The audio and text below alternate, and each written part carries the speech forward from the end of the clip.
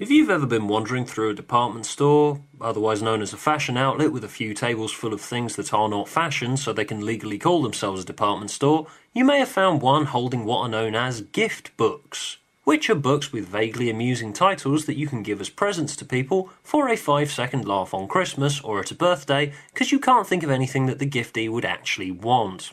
Well, for reasons that totally elude me, I was given this one. Man Up, the real man's book of manly knowledge.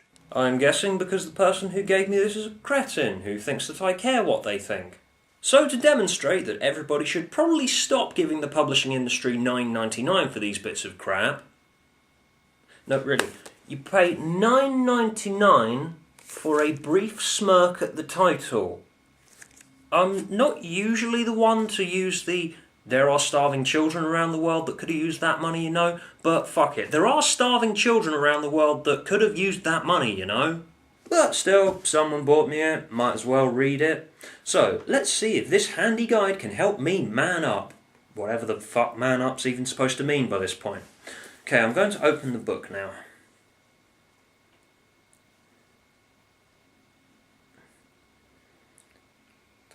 Cover's really heavy. Why couldn't they make it out of a lighter material? Come on.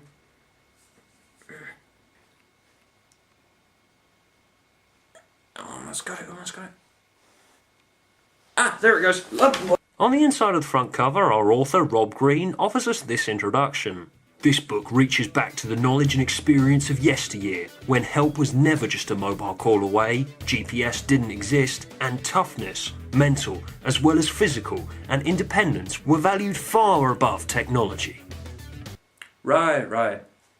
Rob, I've noticed 3 problems immediately. Now in 2015, help is just a mobile phone call away, GPS does exist, and technology is the most heavily valued thing on the planet. Why is your book necessary then? Oh yeah, because the publishing house wants $9.99 for it. It takes balls to ask for that much. But you do realise that you basically just admitted, yes, everything in this book is completely outdated and a waste of fucking time. What's the point of your book then? I should also note that it's been called essential reading by the Daily Express. Which should be considered more of an insult than a review. Are you tired of the sedentary pleasures of the modern world? Wearied by web surfing? Jaded by the life among the MTV generation that even the videos of Lady Gaga do nothing for you now? Is he about to offer us some pre-internet days alternative masturbatory aids? Not so long ago, our fathers and grandfathers could light fires in the rain, deal with a blown-out tyre, replace a missing button. Apparently sewing makes you a real man. You see us coming and you all together but for cover. We'll take it over this time. Come up with a tasty supper out in the wilds. Even land a light aircraft in an emergency. Sewing and landing a plane are not the same thing. One of these things is not like the other in any conceivable way. Okay, to his credit, he does start out with a few genuinely useful ones. Well, you may think that how to make your own compass is a genuinely useful one, but you can get these from shops, you know. Look, it's only £2 on Amazon, 'cause last time I checked... Yep, it's definitely the 21st century. Anyway, then there's one about how to signal you're in trouble by writing SOS with rocks. Rod, have you seen any movie ever where someone's stranded on a desert island or in a remote location and they've tried that? Has it successfully worked in any of them? I'm surprised he doesn't do how to enter a dark and scary abandoned house at midnight. Always make sure to start the exposition by saying to your partner, "It's okay, Cynthia, this house has been abandoned for decades." Now we're going to teach you how to avoid a lightning strike. Which I happen to be doing right now by staying indoors. Was that me manning up then? Because it didn't feel like it. I thought a real man would punch lightning in the face, the fucking zigzaggy tosser. You heard me. Fuck off, lightning, you fucking pussy. How the fuck did that happen? Now we're going to teach you how to open a can without a can opener. I guess that bit of knowledge was passed down from the days before these things existed. A much simpler time.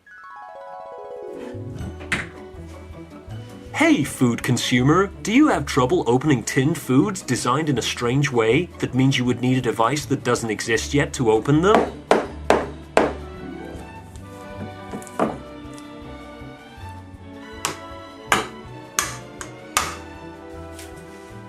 There's got to be a better way!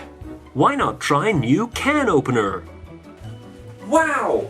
Thanks, disembodied voiceover! Can opener comes with everything you see here. It opens cans. And that's it. Or is Rod under the impression that tin openers are not portable and you can't take them on your journey to the mythical land of outdoors that apparently people don't go to these days? Which, if he is under that impression, I'm going to disprove his hypothesis now. So, I'm outside. Got my tin opener.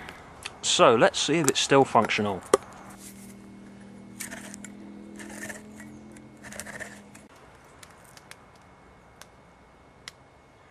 So, yeah, in conclusion, you can take tin openers outside.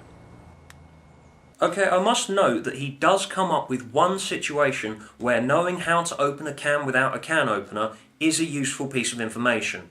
So, Imagine the scene ooh, we're going to do some can opener role play now. in which you have made effort to pack sensible supplies of tinned food only to have forgotten to bring a can opener. Well, guess what? Instead, you can stab the can open with a knife, like a fucking Luddite. In which case, you might as well just keel over and die right now because you're a fucking idiot. Man up!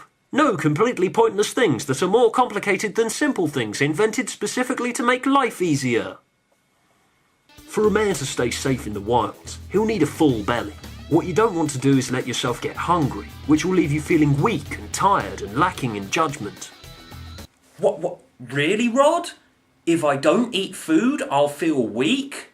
Oh my god, I need to start taking notes. This is such a revelation. Okay, slow down. I need to eat food in order to stay alive. Wow, it's such a shame that this piece of knowledge has been lost to history. Our fathers and grandfathers were so much wiser than this coddled generation with their iPhones and their cotton wool. You know, lad, I have a piece of knowledge that's been passed down from generation to generation. Do you want to know what it is? Okay. Eating food is necessary in order to stay alive. Anyway, there are all these light-hearted quips that sound like jokes but aren't, like in this one about how to cope with heat stroke. Heat stroke is caused by heat and exposure to the sun. What, really? Okay, need to take more notes. Okay. You cannot get heat stroke by emptying a bucket of ice cubes over your head. If you have access to an air-conditioned environment, so much the better. If not, a handheld fan is a good alternative. It may not be the most macho bit of kit, but choose one that doesn't make you look like a geisha and enjoy the benefits. Because your main concern when dying from heat stroke is looking like a big wussy girl. Anyway, then it gets really action-packed, or really, really useless in an imaginative way, depending on your point of view, in the on-the-road section. Given blokes like cars and most general car-based knowledge is contained in the highway code, which everyone has a copy of anyway, yeah, useful knowledge has been lost to history. So Rod's had to think outside the box and done how to escape a road ambush. Then it basically turns into a thriller. Seriously, it's like he got bored halfway through writing his book. How to ram a hostile vehicle. Decide where you're going to strike. You want to aim at the lightest part of the hostile vehicle, away from the engine. This is a handy guidebook which is going to be really useful in my day-to-day life. Seriously, it'd be like if you were reading a funny gift book about, I don't know, strange facts about knitting. Odd Facts About Knitting by Gladys Wallander. Chapter 1. Funny woolly jumper stories. Chapter 2. The kookiest knitting needles ever designed. Chapter 3. Unusual famous people you never knew were keen on knitting. Chapter 4. How to brain an assailant with a knitting needle. Shove the head into his eye socket and jiggle it around until the eye comes out with a pop. Thing is though, there's no motivation or scene set up around some of these really weird situations which apparently should be general knowledge to the real man. Like for example, how to cope with a suspected poisoning. You know, set me a scene here, give me a character, give me a motivation, a narrative. You know, give me a reason why I need to know this piece of information. For example, the writer of Man Up isn't being paid enough of the ridiculously large amount of money the publisher is requesting for the book, so he sets out to poison his commissioning editor. Come on, Rod, build a narrative here. That was a joke, please don't sue.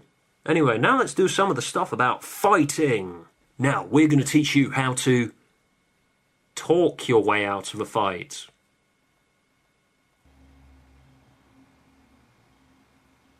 Rod, do you have a completely different understanding of the phrase man up to literally everyone else that's ever said it? No, really, it's all non-violent. How to fend off attacks. Seriously, I'm a non-violent person, and even I'm disappointed. You can't follow up how to ram other people's cars with this pussy bollocks. You just undermined Fight Club, Rod. I hope you're happy with yourself. And of course, we come to how to escape from a bear. Not how to wrestle a bear. Rod, this is your front cover. This is your back cover. And now you're telling me if a bear comes along, puss out of a fight and run away. Am I allowed to cry false advertising on this? Also, how is this piece of information helpful to me? Why do I need to man up? Like, how often in my life am I going to be at the mercy of a bear? Because we don't have them in this country, and... Alright, let's try it. Okay, I'm outside, in the woods. Bears are supposed to shit here. Apparently if I see one I should run away. Can't see one just yet, so I can't test Rod's advice. Just have to wait, I guess. Okay, I've been playing solitaire on my phone for 3 hours now. Yeah. Yeah, I'm bored. I'm gonna go home and play video games. So, manned up, I guess. It was really boring. I don't recommend it. And finally, in conclusion, any adventurous-minded, self-reliant, independent sort of chap knows that competence comes from knowledge, experience, and a hefty measure of common sense. Oh, so he's aware that common sense exists and isn't a completely outmoded concept in the modern world. Okay, in that case... editing, Rod. Editing. Thus armed, the real man will be able to confront any unexpected situations with coolness and common sense. Women couldn't do that. They don't go on adventures. They just sit around wearing pretty dresses and riding ponies. Nothing in this book was gender specific. I'm pretty sure women would be able to run away from a bear and sew a button back on.